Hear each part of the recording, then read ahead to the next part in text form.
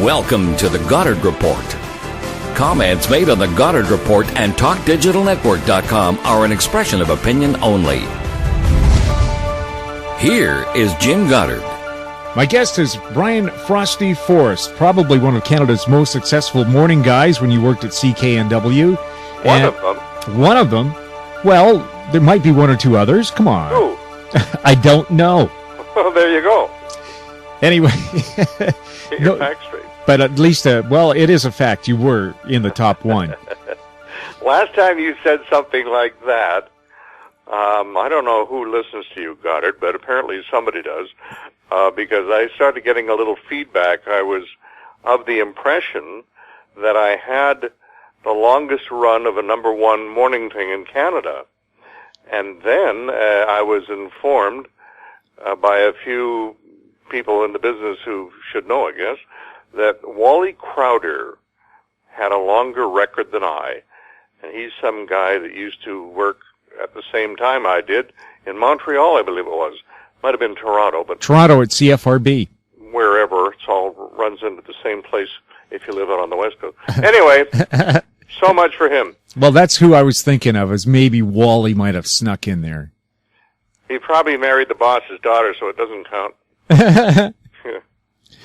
Well, the reason that we're chatting today, Brian, is, well, NW, your former home, the place where you were so successful, again, undergoing changes. Their news director, Ian Koenigsfest, has been showing the door. Somebody said not very politely. Did you call him news director? Well, program director, marketing manager, branding manager. I know. They change titles every 8 seconds, but they mean the same thing. I never figured out what brand director was. It was just another title.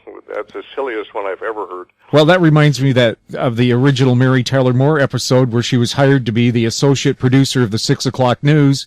And then Lou says, "Mary, how would you like to be the producer?" She says, "That sounds great." He says, "Pays $15 a week less. You're hired." You know? Well, Koenigsfest was pretty much everything. I think after Plasteris left, he took Tom's place and he took the news director's place, and from my admittedly rather uninformed point of view, it was the epitome of the Peter principle, because I found Ian, for me personally, a very difficult guy to warm up to, and that's I'm couching my words here, but that's how I choose to phrase it. I didn't really have a whole lot to do with him when I was there. I would guess maybe he was there for my last at least 5 years. But as I say, I was never terribly impressed. He was the golden boy of all the bean counters in Toronto. It's the Toronto people who run Chorus, or NW at least. And they probably run most TV and radio stations in Canada as far as that goes. But he was really management, with a capital M. And there didn't seem to be a whole lot of affinity with the performing staff. Just a very harsh fellow. And so I guess I was going to say it's inevitable, because they do let everybody go at some time or other. But I must say that I was surprised to hear. I thought he might have been let go a long time ago, but he wasn't, and therefore I thought he'd be there forever, because, as I say, the Big Shots pack, he's appeared to just love the fellow. Well, so I don't know what finally got him. It'd be interesting to know, unless this is part of the dismantling of CKNW that's been predicted for so long. They've been dismantling for years when they started getting rid of the promotion department and getting rid of the news department and getting rid of talented, high-paid performers and just gutting the place. And now, why not get rid of everybody? I just heard as well, maybe you did, I don't know if it's true, but I'm hearing that Sean Leslie is now leaving today as well. Yes, he handed in his resignation to pursue other ventures, according to the news release. Somebody has suggested to me that they were Close, Leslie and Ian. So it may have been firing, as was Koningsfest, I understand, but maybe not. Leslie, I don't know him personally. I knew his wife a little bit. She was a very good newswoman who used to work at NW2. But they live over there in Victoria, and it could be that when a full-time shift wasn't ever offered to Sean, maybe he figured, oh, well, obviously I'm not getting anywhere with this. I'm only guessing a full-time shift wasn't offered. Frankly, I thought he was doing a pretty good job. When he started filling in for Michael Eckford, I thought he was a lot better than Eckford, and he started coming alive after he was doing the job for about a month. He started getting a little more colorful than he was in the past. But I'll bet you anything that something has come up in the legislature for the guy where he can go over and join Pamela Martin for finger sandwiches and cups of tea. That's where a lot of broadcasters end up, working for the premier. So, and he strikes me as a very knowledgeable, nice fellow. Also, too, at NW, they canned their sports reporters, and their logo now just says news, talk, nothing about sports. I don't know what their logo used to say, whether or not it did it have the word sports in there. Yes, they did. Because, frankly, I think they have as much sports now as they did before. Even when they had Bob Addison and this other guy, all they did was read the scores, more or less, and that's what the news people are doing now. So they've got as much sports as they had. It's just that the news guy is reading the scores instead of paying somebody else to do it. Not to put down Addison. I like Addison. I think he... I remember when he started off with Dan Russell, and he used to fill in for him, and I didn't think he was terribly capable. And I think he has really come around. The only thing is, it would appear as if there isn't a market anymore for tons of talented people, whether they're news or promotion or whatever in the media. There's just not a home for them. I'd love to see Addison and a couple others end up with a home somewhere, but who's going to hire them? Who's going to pay them? That's except WX and 1040. That's about all. Unless this new Roundhouse Radio brings a sports guy on board. Well, they've gone and dug deep. I mean, they have a former candidate for mayor doing the morning show, and I've never heard of somebody doing that before here locally. Well, except, we did have a Wraith mayor on air. I don't know this for an absolute fact, but I hear that the guy, he's not just known for running against Gregor Robertson. I hear that he was, if not is still, a journalist and out of the newspaper business, which is exactly how Jack Webster started. And a lot of people will say, Cameron Bell, an old friend of mine who should know about such things, is always preaching, get a real journalist on the air and keep your fingers crossed that he's got a personality. So we'll see whether or not the guy's got a personality, but he has that journalism background. UBC journalism professor. Pardon me? Oh, he was? He is. Oh, I did not know that. Yes. Well, that's good. That's good. That's as close as you can get to be a lawyer without being one, I guess. In other words, he will know what he's talking about. We'll just have to see whether he knows how to deliver it with some listenability. But I'm curious. I heard quite a bit about the rundown of the staff over there at Roundhouse Radio. When I first heard about it, I thought, are you kidding? They're only going to be broadcasting for Vancouver downtown city, unless you happen to have Wi-Fi at home and or in your car, and then you can get them. But I'm talking to the salespeople and the manager, and they're very encouraged. They've made a lot of sales already. They're convincing potential clients and sponsors that they're going to make a mark. And they're going to get out there and do a lot of stuff that NW used to do years ago, when NW used to cover, for instance, May Day and for New Westminster and do all and community events, cruisers, and all these local pop-up with your Crystal Palace and all that stuff. They're really going to try to be Vancouver's radio station. And they think that NW, they tell me, is really taking notice and getting a little nervous. And I think they should be, because nobody else is doing news talk. And that's basically what these guys at Roundhouse are going to be doing. Well, I've talked to the program director at Roundhouse, and she said their programming is going to be skewed towards women. And as you know, when it comes to marketing, it is always skewed towards women unless you're selling dump trucks. Well, I didn't hear the women thing. And Chorus apparently is doing the same thing now. Yeah, that's interesting. Well, they got Terry David Mulligan on for an hour. Is that for women? I don't know what he's going to be talking about. That'll be interesting. He's going to talk about wine? Well, I remember Terry getting upset with me when I said to him on the radio, it's a shame you've been banned from the zoo. And he says, what do you mean, Jim? And I said, your eyebrows were scaring the animals. Well, we'll see what happens. I'm not familiar with the work of Janice Ungaro. I know her name, and I've probably heard her doing whatever she used to do, but it's a respected name, and I think she has the drive time, but I'm trying to get out of them because I know a couple of the staff, and they haven't been told yet by management. What are you going to do when Kirk LaPointe is on vacation or sick, or Janice, or Mulligan? And what are you going to do all night? And what are you going to do on weekends? And they're going on the air now in a matter of weeks, so I would imagine they know what they're going to do, but the word isn't getting out, so I'm going to be curious about that. Well, I was wondering the same thing is, usually when they start radio stations, they say, here's our lineup, but they forget 10% of the time you're going to have a staff member either sick or on holiday. So you better have some pretty good backups, in the wings. I know. Well, I'm sure they're not stupid people. What's Don's? Schaefer. Don Schaefer. He's been in radio for a long time. Oh, yeah. Well, he's nobody's fool. Don is a brilliant programmer, I have to say.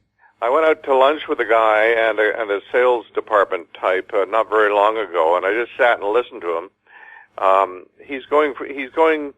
He motorcycles. He goes to the gym every day. He motorcycles on his way to work. He's putting this whole station and the financing together by himself. He as I say, he's no dope, and he's been in the business forever. And I think anybody should they'd be quite wrong if they didn't think that he doesn't know what he's doing. So I would be optimistic about the success of the place. At the very least, it's been suggested to me by somebody else, and it might be true, who knows, that he'll make his money when he gets the place established after a few years and flips it. Well, that's the way you do Vancouver real estate. Why not radio? Exactly. It's somebody from Hong Kong running the radio station. We'll have more with Brian Frosty Forst right after this. More and more people are looking to the internet for intelligent, riveting, and thought-provoking interviews. To advertise on the Goddard Report and TalkDigitalNetwork.com, call 604-699-8600, 604-699-8600. In Goddard we trust. Welcome back. We're speaking with Frosty Forst. I hear a person who's had a big hand in what's going on at NW is American consultant Larry Gifford. Do you have any confidence when somebody comes up from the south of the border to tell us how to do it here in Canuck land? Oh, it just makes me so glad I'm not there anymore. When we'd hear stuff like that, it used to be bad enough when we hear there's somebody coming in from Toronto. And when radio was really in its heyday, back in the days when it was locally owned by the Griffith family, they had all Vancouver people running the place who know Vancouver. I don't think it's just an old idea. I really think it's the right idea. If you're trying to appeal to folks here, Toronto people don't know, and certainly California people don't know. So, as I say, maybe it's not to get the station off of the right track again. It might be for another purpose that guy's here. Either it's going to be a wild change in direction or a dismantling. Getting down to 12 people running the place and shut the lights out on the rest of it, just play recorded whatever, TED Talks. But we'll have to see. Somebody suggested, well, now we got a California guy telling the Australian talk show guy how to do his job.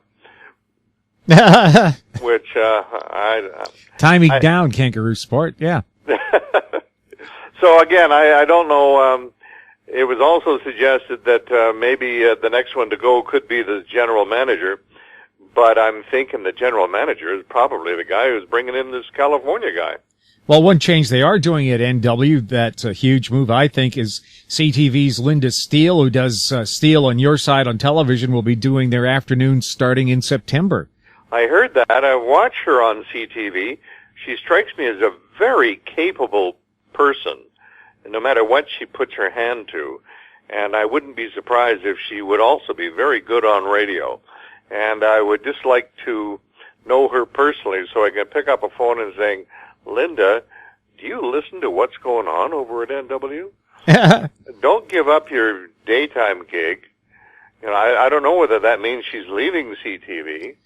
Yes, she said she's going to work right up to the end of August on the television, and then starting in September, straight onto the radio. She's not even taking a holiday. Well, maybe Mr. Steele's got lots of money, so she doesn't care whether the job lasts all that long.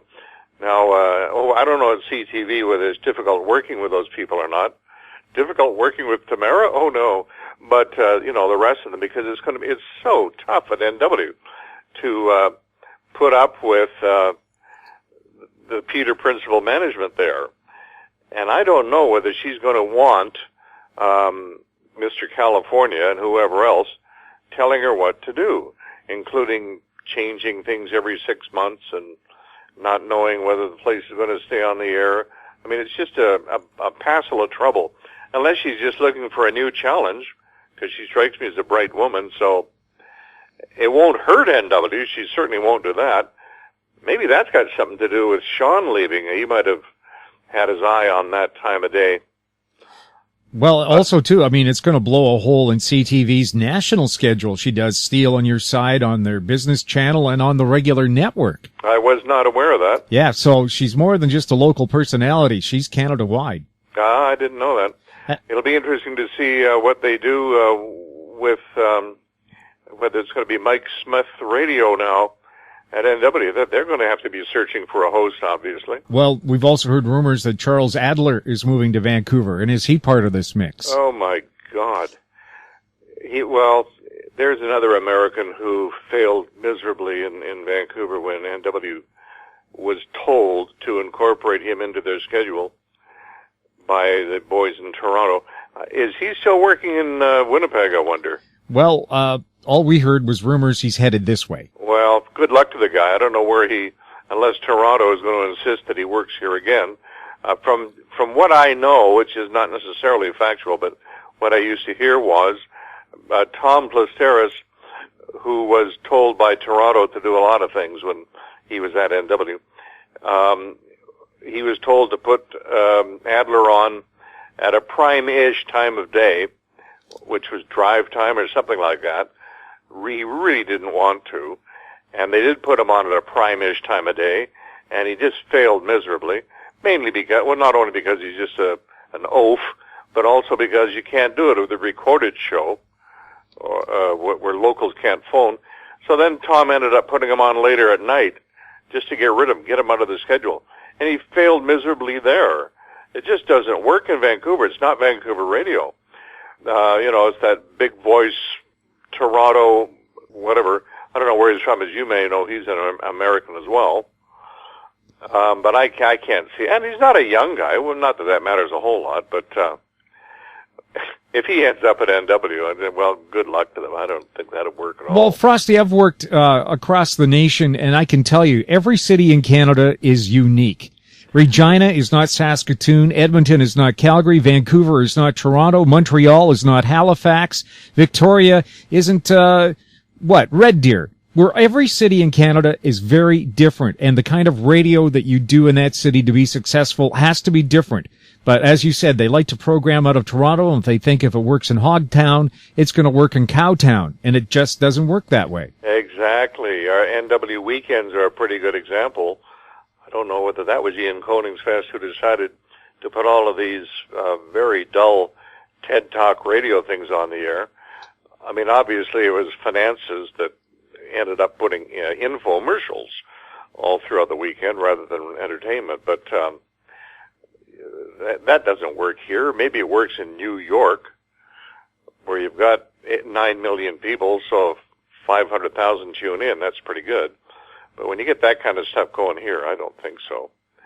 But again, here we are talking about the golden era and the golden days, and it just doesn't work that way anymore. Nobody is willing to put up the money that it takes to hire the people that can do the job. So you just put out McDonald's wages out there, and that's what you get in return. Well, I remember in the 80s when CKNW was the #1 radio station in town. CKWX, which played country, wasn't all that far behind. But then, to save money, they started cutting personnel from the sports department, from the news department. The ratings would go down, and they would cut more people. Well, by the time they finished all the cuts, they were down to 50,000 listeners a week. Even the religious music station had more listeners than that. Well, of course, really what does it is the proliferation of radio stations, and therefore the fragmentation of the market. I mean, before, if you wanted sports, you had to tune in NW in order to get the football, the hockey, the lacrosse, everything else, and as well as the best news and da-da-da-da-da. Well, now you got a station. There used to be 2 stations doing sports, strictly. And you got a station doing news, strictly. So, how many stations are there in the market when you add up all the AMs and FMs now? 20? So you can't really go back to the way it was anymore, I guess.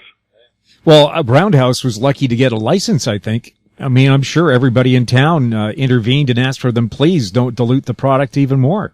Well, no doubt, man. It had a lot to do, no doubt, with the fact that they could only broadcast in the city limits. That has something to do with that. But as you said, if you could own Vancouver, that is a great market. Well, yeah, and also the fact that they're not playing music. You got enough people playing music in Vancouver right now, and I guess that was part of the license application. We're going to do I think they call it eclectic. What a wonderful world. It's not just doing Jack Webster type of broadcasting. They're going to do ethnic. They're going to play some music. They're going to speak other languages. They're going to be like co-op. They're going to do news, blah, blah, blah, blah. And I asked, you may have heard, it seemed to me the backbone of many successful radio stations has always been the news department. Well, they're not really skimping on news. They're going to do, the mere fact that they brought in, the woman's name escapes me, from NW. Marcella Bernardo. Yeah. Right. I worked with her at CKWX. Yeah, very smart woman. So Roundhouse is not fooling around, and obviously Ms. Bernardo has looked into it and has a bit of confidence herself. Otherwise, why leave NW? Unless she knows stuff that we don't know, which is quite possible. So they're not skimping. Carrie Marshall is a pretty good news reader, and they got a few others in there. So again, the news is not going to be just piddled away. They're going to be doing something with that. So that's pretty good to hear. And they're on FM. Yeah. You can't pick, on CKNW, you can't pick them up downtown, and every time a trolley bus goes by, you lose your signal for 10 minutes. That's true. Yeah, that's right. I used to talk to the head engineer about that. That used to be a favorite thing. Listeners would phone because we'd be running contests, and they'd say, I live in Vancouver. You're supposed to be a Vancouver station. I can't hear you. Did they ever think about putting a small retransmitter somewhere downtown? I have no idea. I'm sure if it was legal, they would have thought about it, but put one on every trolley bus. Well, I hear that nobody listens to AM anymore, so maybe they can't even be bothered. General Motors doesn't put AM radios in their cars anymore. Oh. So there you go. I ride a motorcycle, so I don't care. Yeah, you've got the wind to listen to. When you come, as this Roundhouse, for instance, is going to be Wi-Fi. And, I'm so old I don't even know what Wi-Fi is, but if you can get Wi-Fi in your car, and that's becoming more and more popular, then you're going to be able to pick up this Roundhouse. If it is decent radio, that might be a good thing. Well, you can get the app probably to run it on your cell phone. I don't even know what an app is now, Jim. Yeah. You young guys. Yeah, you whippersnappers. Yeah, I learned how to make those when I went to BCIT. Yeah, well. Yeah, a lot of good I did. It got me the Goddard report. Say what? I said a lot of good it did going to learn how to make web pages. It got me the Goddard report. Well, I thought an app was something you ate, so that is it is. Or is that an appy? Yeah, both. It can be. Yeah. Frosty, thank you so much for chatting with us. All right, Mr. Jim. And at least we can say Vancouver's #1 morning show host. Well, Larry and Willie might object to that, but who cares? Well, they're not together anymore either. That's sad. Okay, Jim. Thank you very much. Talk to you again. All right, Cheers. Bye-bye. My guest has been Brian Frosty Forst, former morning show host at CKNW 98 News Talk Radio. It used to be News Talk Sports. You're listening to the Goddard Report on TalkDigitalNetwork.com. Find us on Twitter at TalkDigitalNet. Comments or questions about our show can be sent to info@HowStreet.com. Check out our popular YouTube channel, Talk Digital Network. I'm Jim Goddard. Comments made on the Goddard Report and TalkDigitalNetwork.com are an expression of opinion only. The Goddard Report is available online and mobile at TalkDigitalNetwork.com. The Goddard Report is a production of How Street Media Incorporated.